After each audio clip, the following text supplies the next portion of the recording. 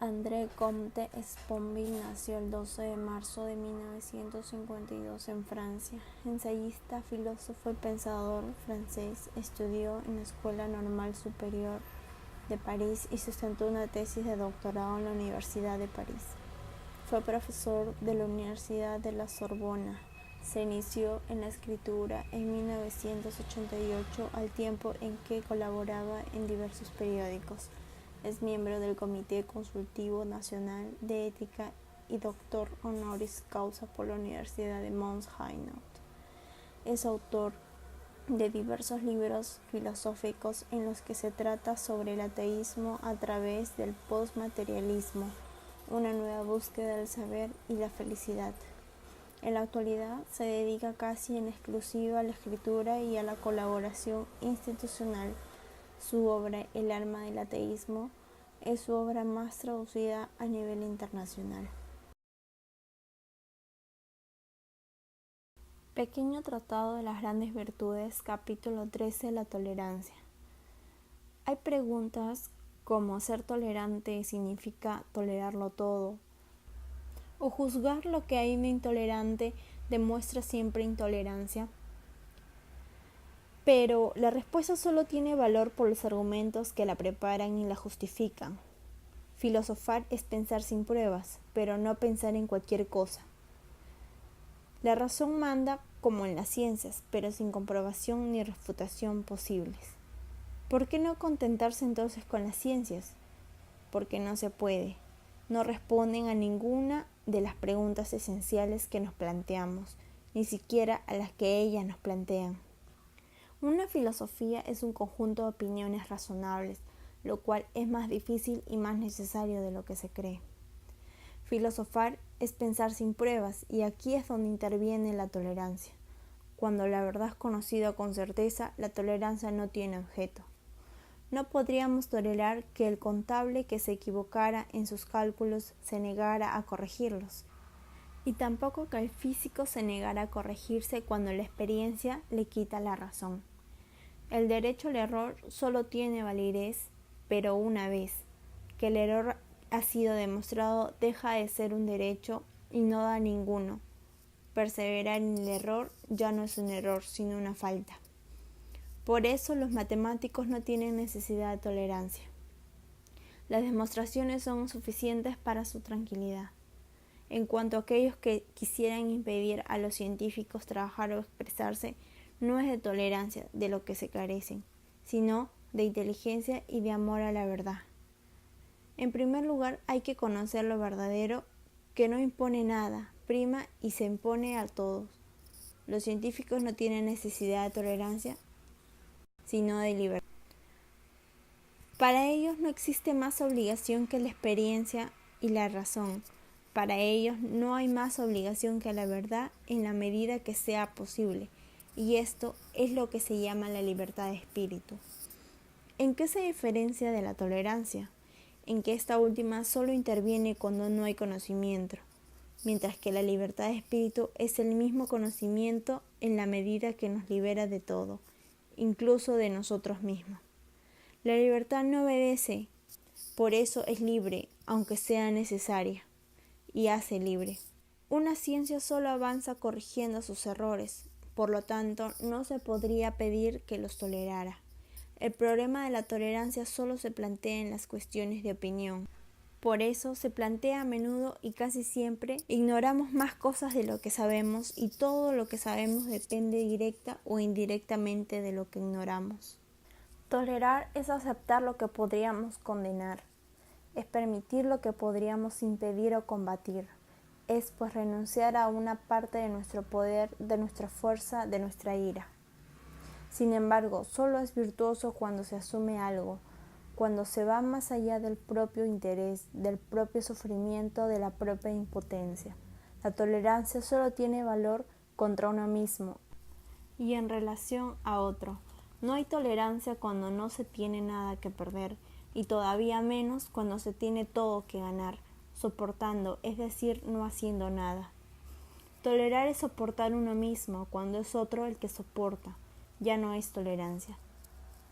Tolerar el sufrimiento de los otros, tolerar la injusticia de la que no se es víctima, tolerar el horror que no se sufre, no es tolerancia sino egoísmo, indiferencia o algo peor.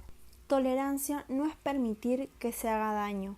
Una tolerancia universal sería tolerancia de lo atroz. Pero esa tolerancia universal sería también contradictoria, al menos en la práctica, y por lo tanto no solo sería moralmente condenable, como acabamos de ver, sino que estaría políticamente condenada. La tolerancia solo es válida dentro de ciertos límites, que son los de su propia salvaguarda y de la preservación de sus condiciones de posibilidad. Es lo que Karl Popper llama la paradoja de la tolerancia. Si se es totalmente tolerante incluso con los intolerantes y no se defiende a la sociedad tolerante de sus ataques, los tolerantes serán aniquilados y con ellos la tolerancia. Esto es solo válido en la medida en que la humanidad es lo que es, conflictiva, pasional, dividida, pero por eso es válido. Una sociedad donde fuera posible una tolerancia universal ya no sería humana y por otra parte ya no tendría necesidad de tolerancia. Hay muchas cosas intolerables, incluso y sobre todo para el tolerante. Moralmente, es intolerable el sufrimiento ajeno, la injusticia, la opresión, cuando sería posible impedirlos o combatirlos con un mal menor. Políticamente, es intolerable todo lo que amenaza efectivamente la libertad, la paz o la supervivencia de una sociedad. Por lo tanto, todo lo que amenaza la tolerancia, desde el momento que esta amenaza no es simplemente la expresión de una posición ideológica, que podría ser tolerada, sino un peligro real. Esto quiere decir que cuando algo amenaza la paz, no es una amenaza ideológica, sino es una amenaza real. Esto da lugar a la democracia, a sus incertidumbres y a sus riesgos, que, no obstante, son preferibles a la comodidad y a las certezas de un totalitarismo. ¿Qué es el totalitarismo? Es el poder total de un partido o del Estado sobre el todo de una sociedad. Pero si el totalitarismo se distingue de la simple dictadura o del absolutismo, es sobre todo por su dimensión ideológica. El totalitarismo nunca es solo el poder de un hombre o de un grupo, es también, y quizás primeramente, el poder de una doctrina, de una ideología, de una verdad o pretendida como tal.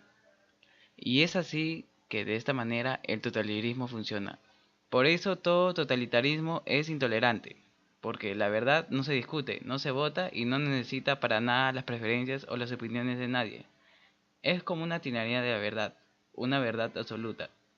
Y por eso también toda intolerancia tiende al totalitarismo, ya que solo se puede pretender imponer un punto de vista en nombre de una supuesta verdad, o mejor dicho, solo con esta condición puede pretenderse que esta imposición sea legítima. Es decir, no se trata de poner una razón o una postura porque sí, sino se tiene que ser poseedor de una verdad para imponerla y tener el derecho.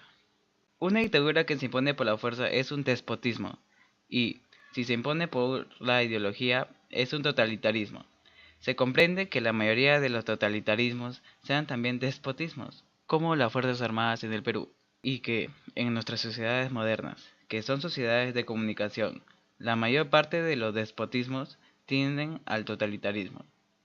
El caso es que el problema de la tolerancia, que durante mucho tiempo solo fue una cuestión religiosa, tiende a invadir toda la vida social. Dicho de otra forma, aquí la intolerancia evoluciona, cambia del ámbito religioso y entra al ámbito social, pero más por el lado político que por el lado religioso. Un ejemplo sería la cantidad de partidos políticos que hay en nuestro país. De ahí el terrorismo, cuando el totalitarismo está en el poder. De esta historia tal vez salgamos, pero en cambio no saldremos de la intolerancia, del fanatismo ni del dogmatismo. Renacen con cada nueva verdad. ¿Qué es la tolerancia? Alain respondía, un tipo de sabiduría que triunfa sobre el fanatismo, ese terrible amor a la verdad. Entonces, ¿hay que dejar de amar la verdad? Eso sería hacer un buen regalo al totalitarismo y prohibirse combatirlo. La sofística sirve los propósitos del totalitarismo. Si nada es verdad, ¿qué se puede oponer a sus mentiras? Porque si el totalitarismo aspira a la verdad cada vez que ésta defrauda sus expectativas, no puede dejar de inventar otra más dócil. El totalitarismo comienza por ser un dogmatismo, pretende que la verdad le dé la razón y justifica su poder, y acaba convirtiéndose en sofística, llama verdad a lo que justifica su poder dándole la razón. La verdad no gobierna jamás, ni dice lo que hay que hacer ni lo que hay que prohibir. La verdad no obedece y por eso es libre, pero tampoco manda y por eso somos libres. Es verdad que moriremos, pero eso no condena la vida ni justifica el asesinato. Disyunción de los órdenes, porque la verdad no es el bien y el bien no es la verdad. Aquí es donde el totalitarismo fracasa, al menos teóricamente, porque la verdad no podría darle la razón ni justificar su poder. Sin embargo, es verdad que una verdad no se vota, pero tampoco gobierna, ya que todo gobierno puede, pues, ser sometido a un voto y debe hacerlo. Para ser tolerante no es necesario renunciar a la verdad, sino que, por el contrario, este mismo amor, pero desilusionado, nos suministra las principales razones para hacerlo. La primera razón de estas tres razones es amar a la verdad, sobre todo en esos campos. Es también reconocer que nunca se la llega a conocer del todo ni con una certeza absoluta. El problema de la tolerancia, ya lo hemos visto, solo se plantea en las cuestiones de opinión. Ahora bien, ¿qué es una opinión, sino una creencia incierta, o en todo caso, sin otra certeza que la subjetiva? El católico puede subjetivamente estar seguro de la verdad del catolicismo, pero si ama la verdad más que la certeza, debe reconocer que es incapaz de convencer a un protestante, a un ateo o a un musulmán.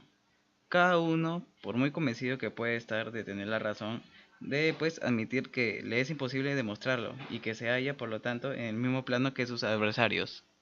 La tolerancia, como fuerza práctica o como virtud, se basa en nuestra debilidad teórica, es decir, en nuestra incapacidad para alcanzar el absoluto. En esto, la tolerancia se parece mucho a la humildad, o más bien se deriva de ella, lo mismo que ésta se deriva de la buena fe, ya que amar la verdad hasta el final es aceptar también la duda, a la que conduce en lo que concierne el hombre. Humildad y misericordia van unidas, y este ir unidas conduce a la tolerancia, lo que se refiere al pensamiento. La segunda razón depende mucho más de la política que de la moral, y de los límites del Estado más que de los límites del conocimiento. Aun cuando tuviera acceso al absoluto, el soberano no podría imponérselo a cualquiera, porque no podría forzar a un individuo a pensar de otro modo de cómo piensa, ni a creer que es verdad lo que le parece falso. Se puede impedir a un individuo expresar lo que cree, pero no pensarlo. O bien es necesario suprimir el pensamiento en sí mismo y debilitar otro tanto al Estado. No hay inteligencia sin libertad de juicio, ni sociedad próspera sin inteligencia. Así, en lo que se refiere a un Estado totalitario, es necesario resignarse a la estupidez o la desidencia, a la pobreza o la crítica. La intolerancia vuelve estúpido del mismo modo que la estupidez vuelve intolerante.